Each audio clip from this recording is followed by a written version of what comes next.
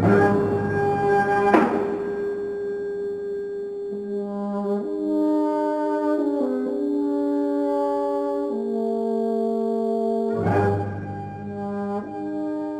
can we justify entering into war as children of God even?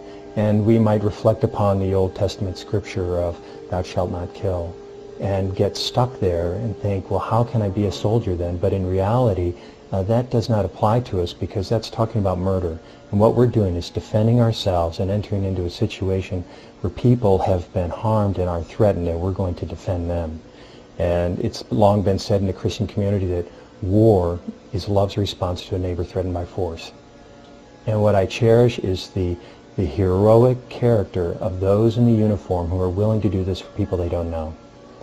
And to fly across the world, step in harm's way for those men, women, and children who have long been persecuted. For example, Saddam, and during his reign, so many thousands were killed, men, women, and children, innocent people, that we are now saying enough is enough, and that if we don't do something, it's going to get worse.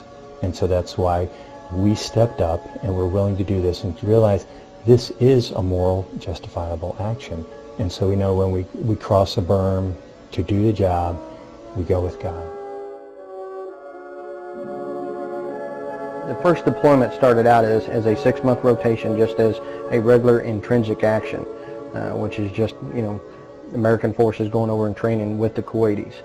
And it was just lanes set up, and what they had done was taken scenarios that were probably going to be seen up in Iraq and set them up as a lane for us to run through, so we could identify, what the terrain would look like as close as possible, how the Iraqis might attack us, and then that's what they developed lanes out of. And then we drove down the lanes, executed our dismount and mounted training. So the idea was to give us an idea of what we would see if and when we ever would deploy to Iraq, and give our soldiers a chance to say, okay, this is what the Iraqi army is going to look like, this is what they're going to fight like, and this is what we're expecting to see. It wasn't the first 2 months that we had any thoughts that we might cross the border. As tensions rose a little bit and President Bush began to lay some stipulations down and some deadlines down, it wasn't until then, and that was after about 2 months of already being there, that everybody began to get a little antsy about it. Well, are we going to go or are we not going to go? Now, a lot of soldiers were coming up, what do you think? What do you think? And that was, that was always the big question to the senior non-commissioned officers from the soldiers. Are we going to go? What do you think? So as best as I could, try to get the soldiers ready and keep them focused on training, but still let them know in the back of their head, hey, there's a good chance we're going, guys. Then that's just Sergeant Shirley's opinion, but I thought we were going. After we left New York Cabal and set out in the what they were calling the Hasty Cabal there, basically everything that focused in there training-wise was rehearsals, and one of the big ones was crossing the berm. Scared a lot of guys because the talk was always about this giant berm, this big berm, and all these tank ditches and mines and stuff. But the realization reached up and slapped them hard when we left that Hasty Cabal and actually pulled up to the berm. Anticipation left, and fear and animal instinct, I think, took over at that point. The 4th Surgical Team was kind of just this unique group. They were co-located with us, but they had their own commander, and they were smart, they were talented, they were fun to be around, and it kind of took your mind off of, well, we're going to go to war. And I think no one really wanted to admit that we were going to go to war. With volleyball, I think, we'd sit and we'd laugh, we'd be like, gosh, we're going to war, but, at the same time, it's a beautiful day outside, and, what else do we have to do right now except wait for the war? But it was nice to see somebody enjoying the weather.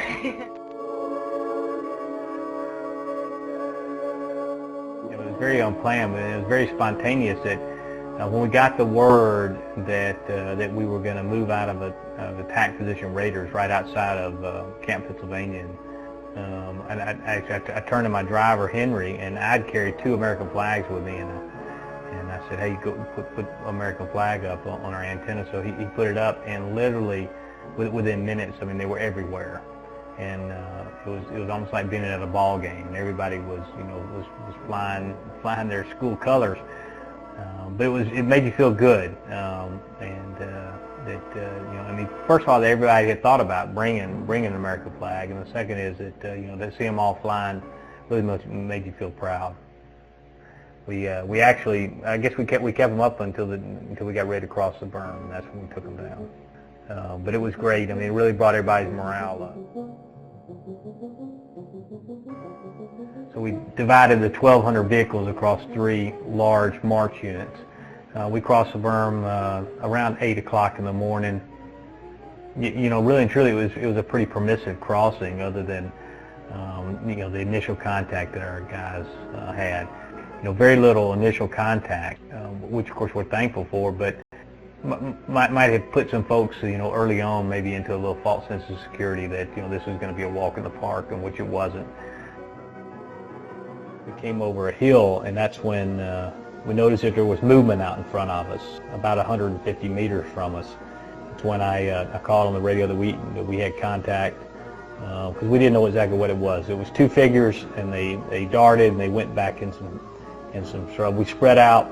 At that time, I noticed there were sheep in the area, so we thought that they may have been civilians. And as we walked up on it, we noticed there were 2 little girls that were out there tending to their sheep, literally in the middle of nowhere. But it really made you think, about the rules of engagement, that you just couldn't be freewheeling out there. So, or we might have accidentally, shot 2 innocent folks out there for no reason other than tending sheep. So it really showed me the true discipline of our soldiers immediately, right off the bat. The division was moving so fast, and of course we were carrying, and 3rd FSB was carrying basically all the fuel for the entire 3rd Infantry Division. And at that point, probably for the Corps, we had about 140 5,000-gallon fuel tankers with us. We had split out fuel tankers to support 2-7 Infantry's attack and 369 Task Force 369's attack. So we had those fuel trucks out, and we got a call early that morning, just about daylight after we conducted our refuel, that to bring all the fuel trucks forward, and they were going to push them up the road ahead of us. The key at that point was, in order to sustain the momentum of the attack, we had to have gas for the tanks. Our brigade, 1st Brigade's movement plan was very strict, and for as how vehicles sequenced in through the traffic control point, because they had the whole brigade combat team and other Corps units were moving with us. So not every unit could get onto the road at the same time. And we were supposed to travel that hardball highway up until it changed into a 2-lane road up near Al-Nazariya. And we were on the right road, but every unit seemed to be wanting to try to go up the same route. Units that were ahead of us that were not 3ID units, or Corps units, Corps and higher units, had pulled off on the side of the road and gone to sleep. We'd taken the rest, so that kept backing the road up, till finally we couldn't move anymore until daylight the next day. It was a huge parking lot, is what it came to. And then as it became daylight and units realized that they couldn't move, or they were out of sequence, then we were able to move ahead. And as we started moving up toward the road where it changed to ASR Jackson in Al-Nazariya, we did pause for a second and let a Marine battalion, the same Marine battalion that lost a soldier earlier to an accident, let them move ahead of us, because there was enemy contact up in Al-Nazariya. So we let them pass in front of us where they could get some Marine combat power up to Al-Nazariya, and we fell in right behind them. And then once we got to Al-Nazariya, we made a left and headed up toward Asamawa. And as we were traveling up to Asamawa, that's when we first started encountering the masses of civilians that were moving out on the road. So, of course, the rules of engagement were clear. We didn't treat them as hostile unless they committed a hostile act. But as we know that now hindsight looking, that there was probably some unfriendlies, intermixed in them. But there were just masses of people, coming out on the road waving, and and we had to keep them back. Every time we stopped, they'd try to get up close to the vehicles to ask for food or water, or just because they were curious. So every stop became a combat mission, and that was, we had to stop out, get security, push security out 10 meters or so away from the vehicles. So it was constant that whole day, because it mattered not where we were, there were these civilians. And we finally moved up the road until we got close to Osamawa, and that's when they closed off Osamawa because there was heavy enemy contact up that road. And it was that time that we were just about out of fuel again, so we had to get those 1,200 vehicles, off the side of the road again and refuel. As we got ready to go up to the escarpment, through the traffic control point there, which they had actually established, that's where you can count on our first sandstorm. We moved up the escarpment fairly easily, but again, as they were sequencing us through the traffic control point, since they had enemy contact, those mortar rounds being shot at us, they stopped our other unit from joining us. So we were then separated not only by distance, but by time, because we couldn't stop and wait on them. We had to continue to move through where the other units could. So actually we moved through the escarpment, through rams, then we went to our objective area, which was raiders. And that's where we spent the first night that we didn't have everybody together in some sense. But yeah, that night we had the farmhouse. We had to keep eyes on them because they were flying the black flag, which is the Ba'ath Party symbol. We knew that they weren't friendly to the U.S. and we went back up to Redcom 1, which is everybody in their vehicle, weapons locked, loaded, ready to roll. And we didn't get a lot of sleep. We didn't get a lot of sleep for 21 days. So we started getting a little bit of high winds and everything, and then in matters of minutes the world turned orange, and it was the most amazing thing I've ever seen in my entire life.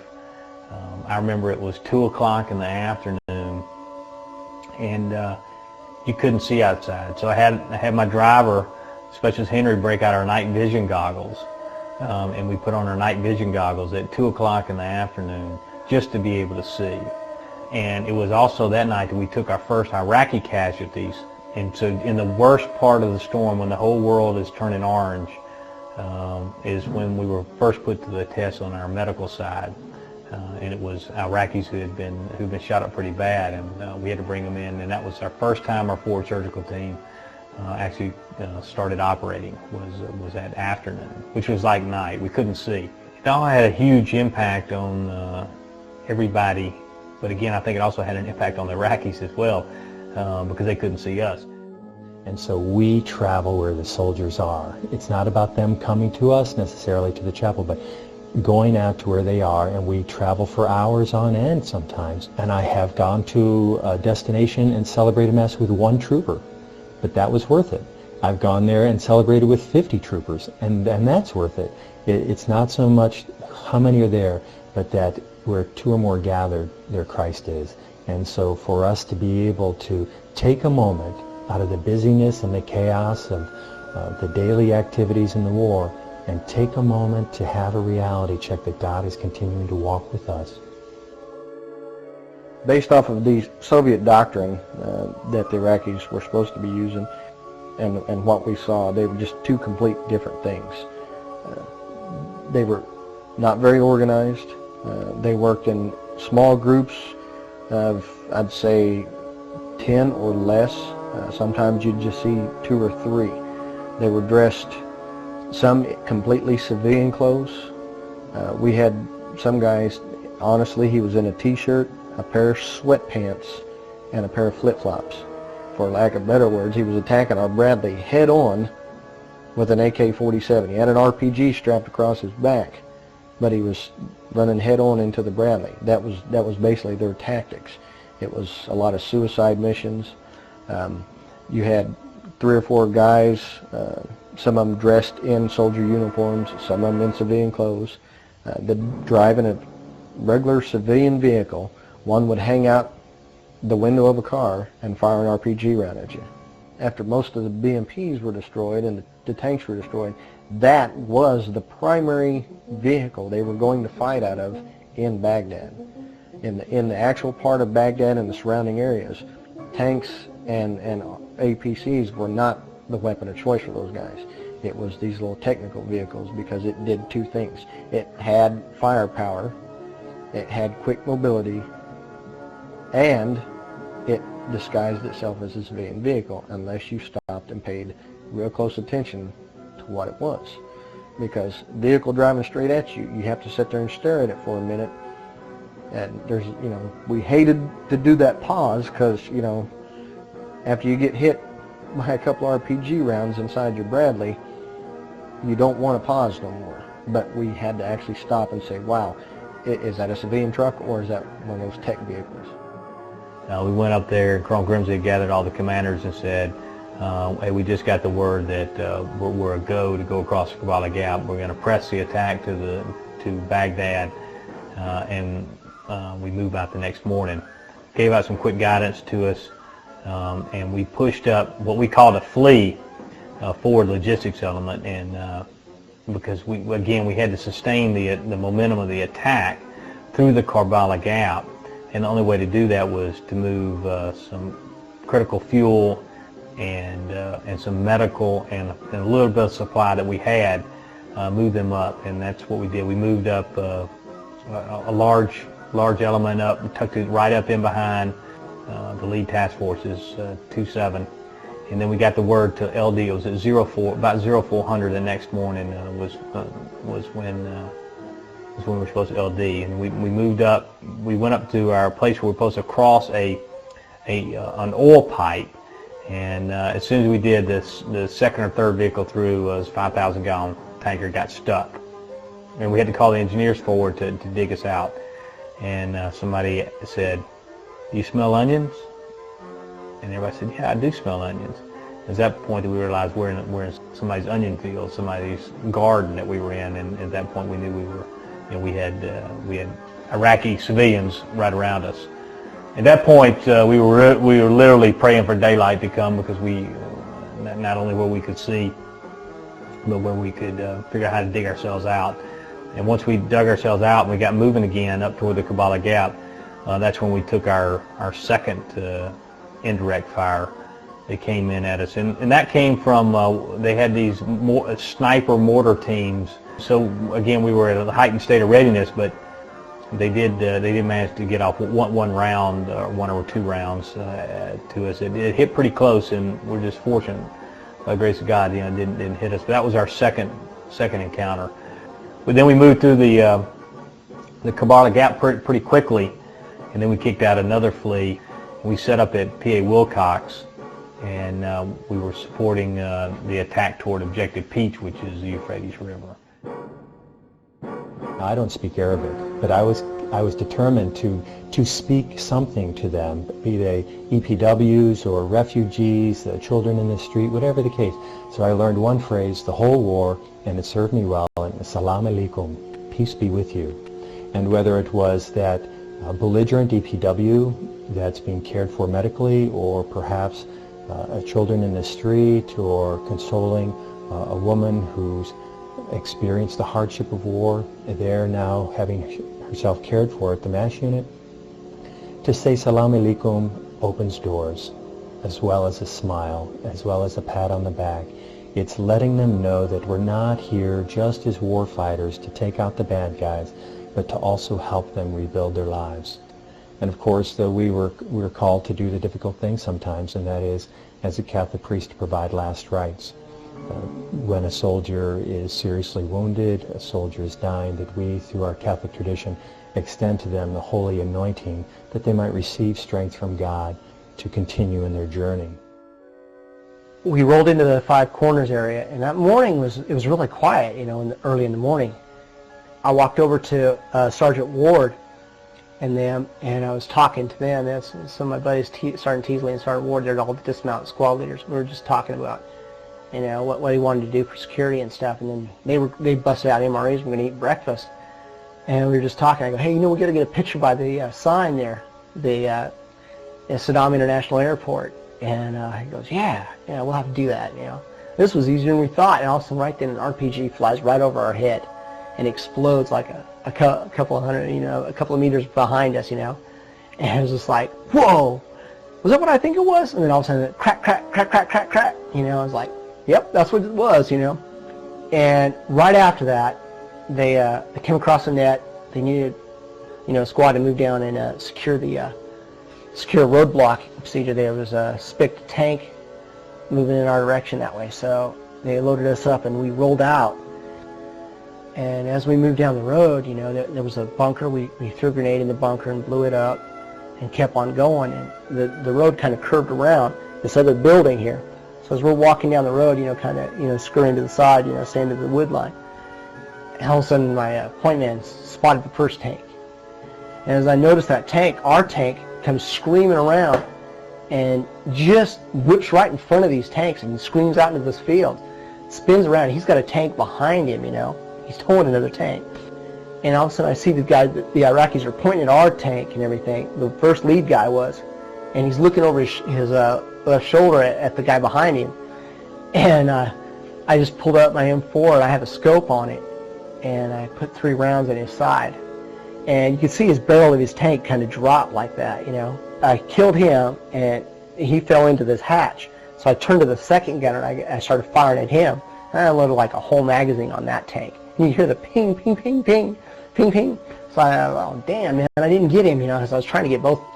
But, ran across the road and I'm yelling at the lieutenant, there's 2 tanks, 2 tanks. And he goes, hi Roger, I copy 2 tanks. And right then the machine gun's just spraying across the ground, right around me and everything. So the guys are all going, oh damn, Sergeant Rob's going to get nailed out there.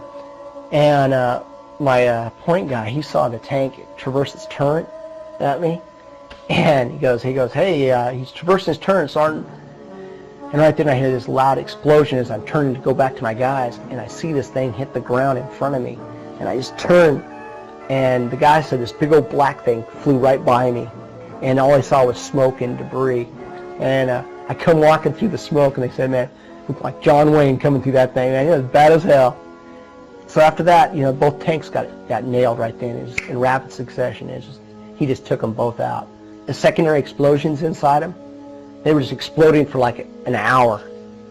We would see a round go shooting off at us, and everything. It was wild, man. It was pretty intense.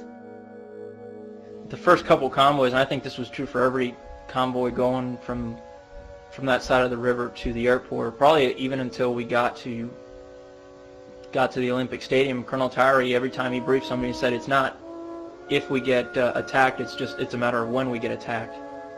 Because really that first night when we moved, we were listening to the radio, of people getting attacked on the way up. My medics were 369 armor. Not 6 or 8 hours earlier, they were getting shot at in the same road we took, and that was daytime. So, I can talk about the artillery rounds I heard. I can talk about the bullets that I heard, but I've got soldiers who, Specialist Brown has a piece of shrapnel that ended up in his sleeping bag. I've got soldiers that did have holes in their vehicles, and I've gotten lucky where there are no holes in my vehicles. I've had no near misses or anything. I don't know how close or not close anything was, but it's kind of interesting because 1st Brigade was pretty far up there.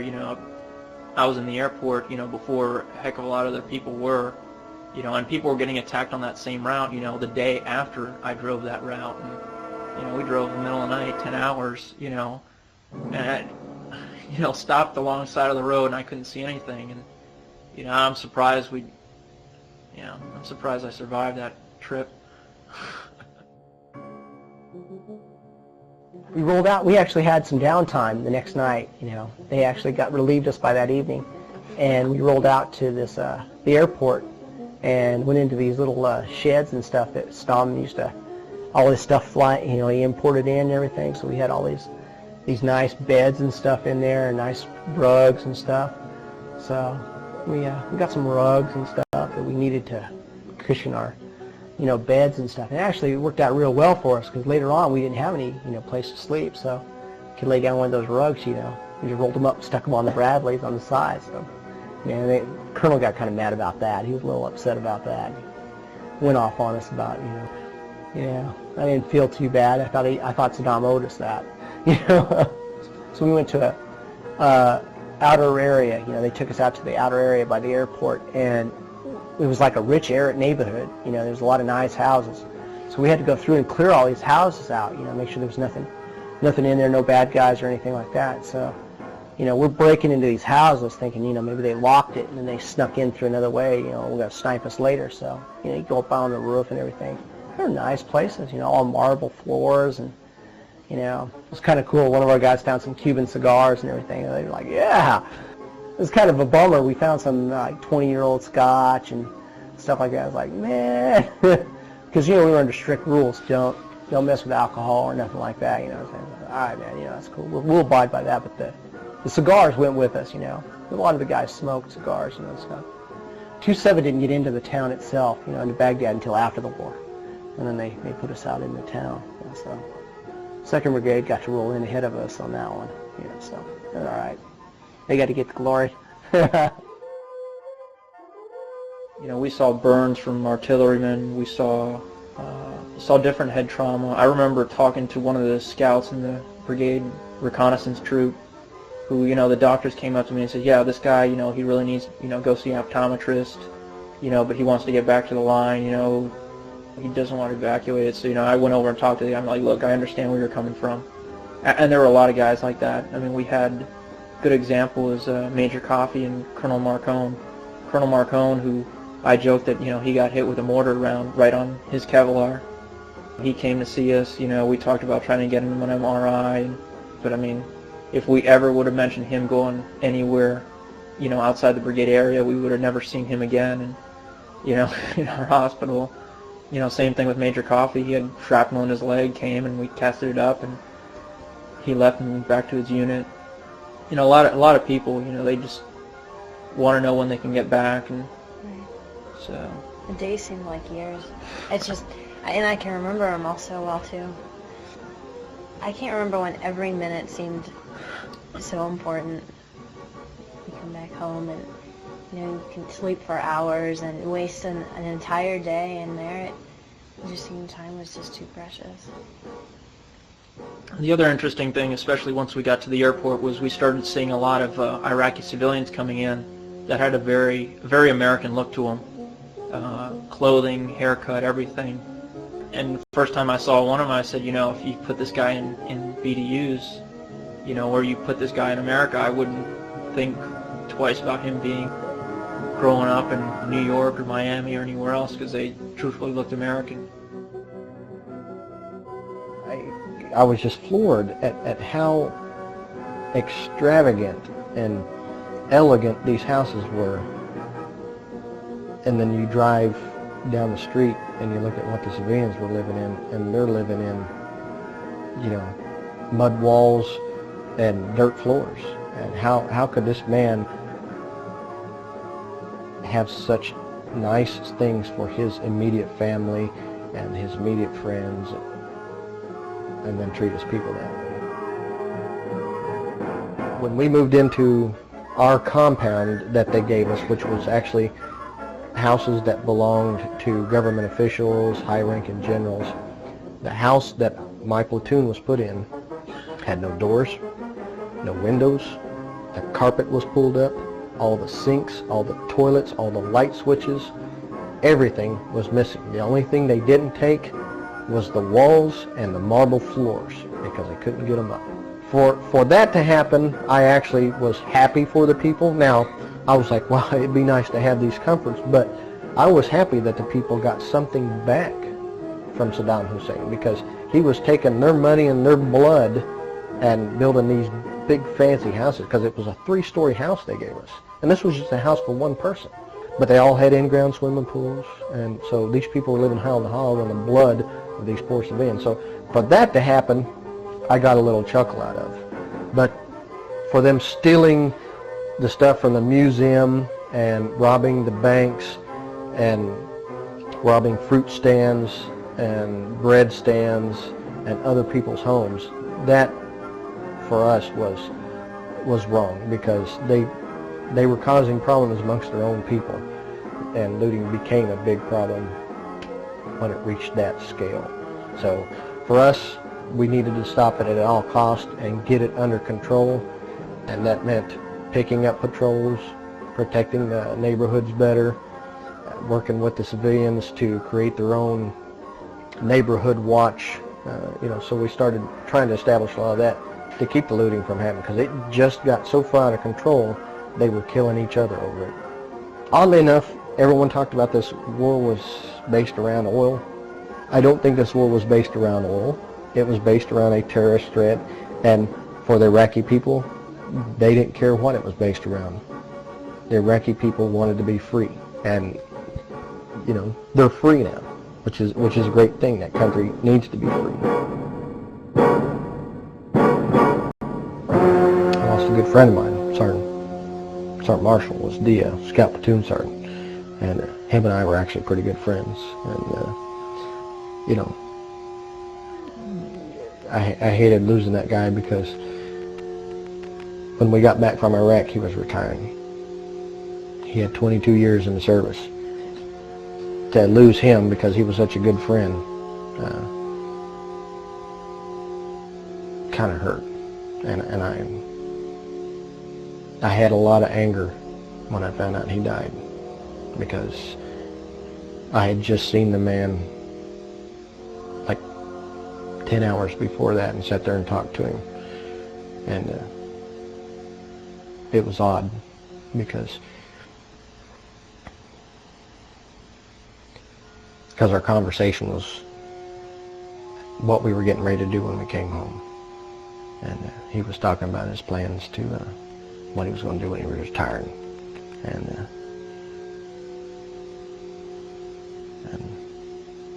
then like 10, 12 hours later, I found that he was dead. And he was a really good guy. And he had given 22 good years to his country. And he deserved a lot better than that. And he was a great man, and he gave the ultimate sacrifice to this country. And I just really feel sorry for his wife.